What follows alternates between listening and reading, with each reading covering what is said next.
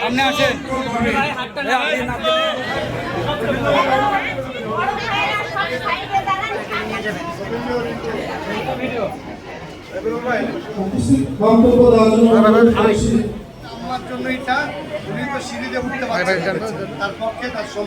আগামী দিনে আপনাদের মেয়র প্রতিপ্রার্থী বগুড়ার যারা বিবি সন্তান সকলে আমরা কাজ করেছি 17 বছর পরে আজকে কথা বলার সুযোগ পেয়েছি। আমরা কিন্তু কথা বলার সুযোগ পাইনি, দুর্যোগ চলতেছে এখনো আমরা কিন্তু স্বয়ংসম্পন্ন না।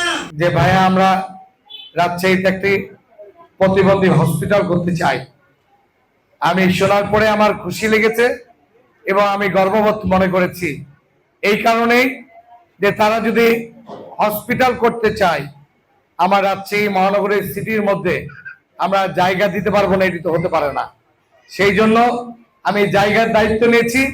ইনশাল্লাহ আমি অতি দ্রুত সময়ের মধ্যে তাদের সাথে কথা বলে রাজশাহীতে অবশ্যই অবশ্যই এই আমাদের প্রতিবন্ধী হসপিটাল রাজশাহীতে ইনশাল্লাহ আমরা করব।